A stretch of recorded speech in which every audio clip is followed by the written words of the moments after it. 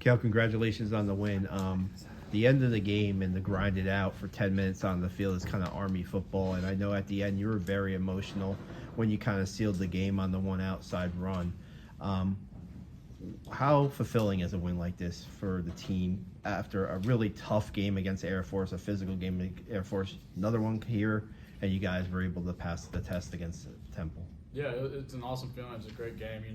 Respect to Temple and that coaching staff and the players they got this year. They turned around their program in 1 year, and they're a really good team. Today was a gritty win.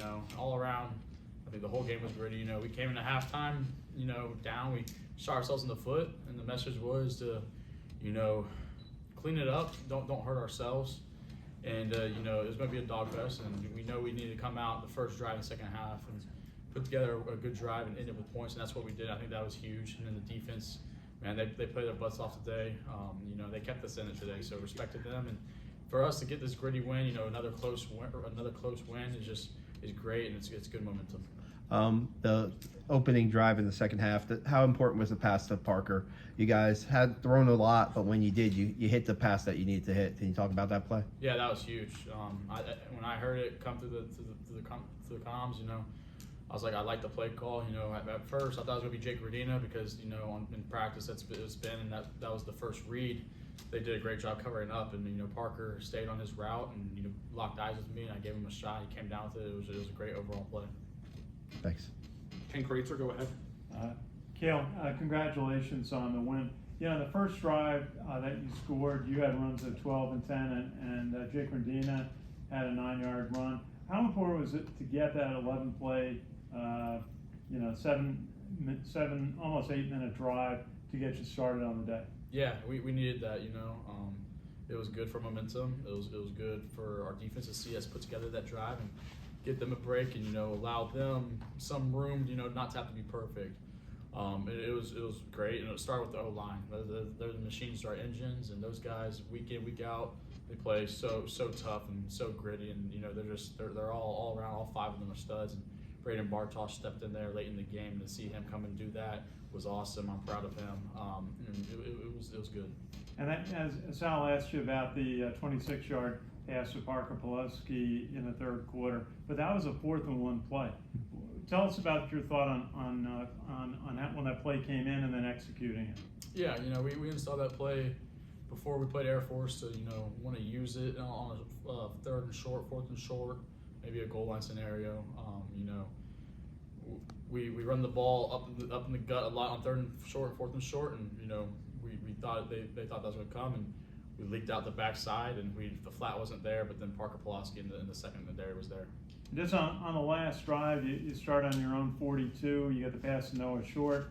You convert a 4th and 1 at the 35. Jake Rendina converts a first down, 3rd and 2, and then you went into you decided to take the victory formation instead of scoring a touchdown. What was it like running a drive like that and being able to convert the short yards at 3rd and 2 and the 4th and 1? Yeah, and as everyone saw last week, we were unable to do that against Air Force, right? They stopped us on 4th and 1, and to learn from that and to come out and do it this week was awesome to see. Time in, time out, we did it, and Coach Munkin said we went 4 for 4 on 4th downs in the second half, and that's huge.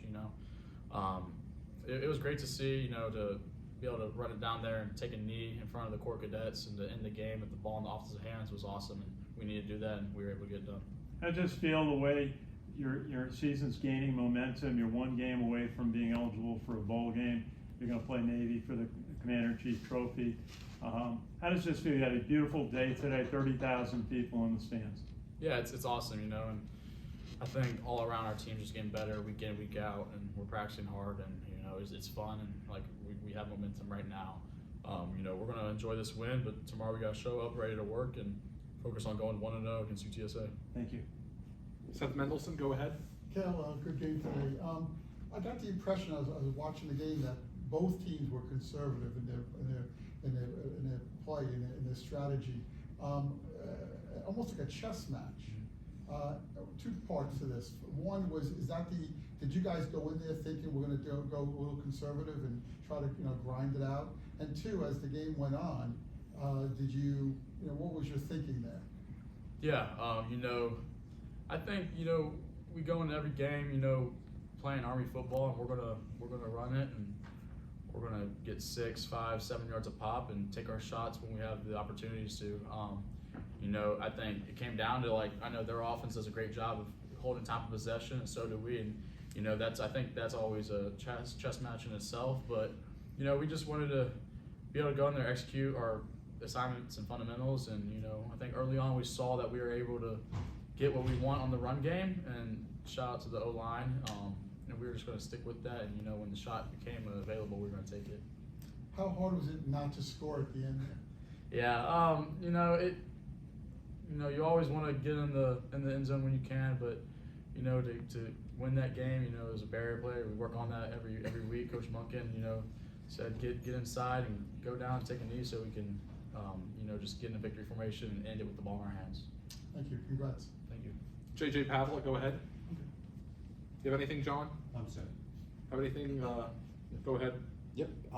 Yeah, congrats on the win. Kind of an apt analogy by Seth about the chess match, which brings me to my question. Now, when Temple tied at the end of the first, did you feel like you had to change your strategy at all? No, not at all. They tied it. They were making plays. And we knew they would. Right? It was gonna be a gritty game. You could see that from the get-go.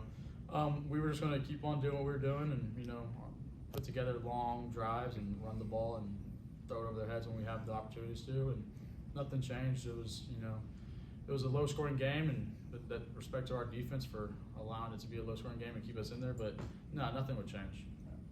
That's how you went over it. You good? We'll go on Zoom to Joe Iacono. Joe, go ahead. Hey, Cale, congratulations on the win.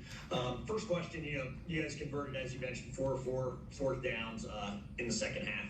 I think all of them were 4th and 1 or 4th and 2 or less, if I'm not mistaken. Other than the pass to Parker, which surprised everybody, I think, pretty much everybody in the stadium knows it's going to be QB sneak. Cale Hellums trying to get the 1 yard. What's that like? And kind of knowing you and all 11 players on the offense have to execute perfectly, knowing the entire Temple defense knows exactly what's going to happen. Yeah, it's culture for sure. In the huddle, we're there on the sideline. The coaches are asking the O-line and me what we want. And the O-line says the play, and they wanted it, to run behind Brady Small, Paulo Generali, and then Braden Bartosh got in there, and then Will Jeffcoat on the other side. Those 3 guys, those 3-4 guys right there in the front. They lead the charge, and I'm blessed to be able to play behind them. And when it's 4th and short, I trust them with everything I got, and I know we're going to get it. And speaking of the O-line, while yards were tough to come by a little bit today, Temple's defense had a really good game plan and played really well. It was clear pretty much every play the offensive line moved the line of scrimmage and got good push. Talk a little bit about their play and what allowed them, and really Jake and Carson too, because the fullbacks did a great job with blocking as well. Yeah, they played elite. The O-line played great, like they always do, man. They're so tough. They're so good. The bond they have is special. And they played their butts off today. And then to see Carson Smith go in there in the second half where he didn't get a single rep in the first half and do what he did was awesome. I told him, I was like, be ready to go, stay in it, and for him to come out there and do that was special, was awesome.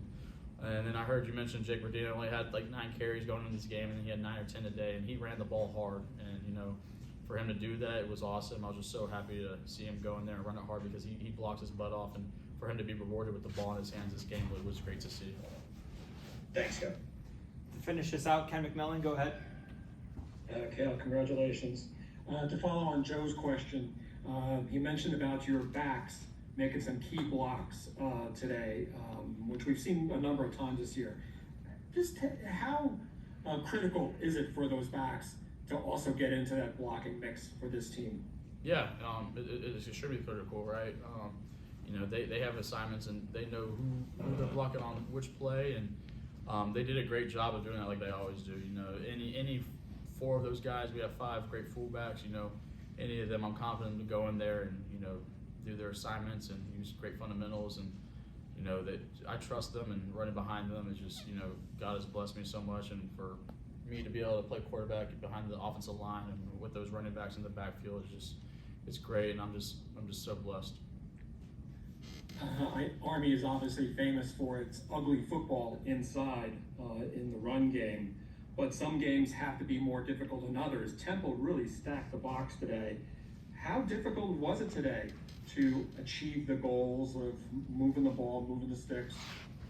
Yeah, they got great players and they got great coaches, you know, for, like I said, for them to turn around that program within a year and to win 5 games this season, and they're 1 game from being bowl eligible as well. Is, you know, shout out to them.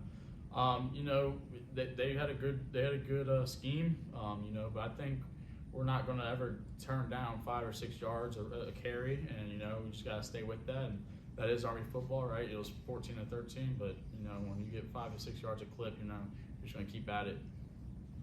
And lastly, you know, the win over Air Force was huge, and you know, we sports writers like to bring up about hangovers or being able to bounce back after a huge win like that. Was it difficult in the first half, and did you guys respond well?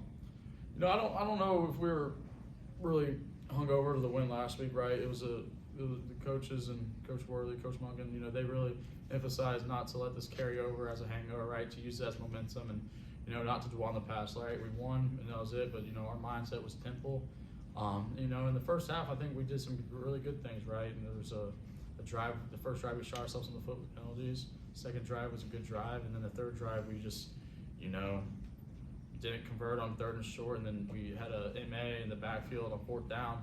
And then the message was in the halftime, you know, don't shoot ourselves in the foot, right? We're getting what we want, and you know, to go out there and execute on the first drive of the second half, and we were able to do that, so that was a positive. Thanks, sir.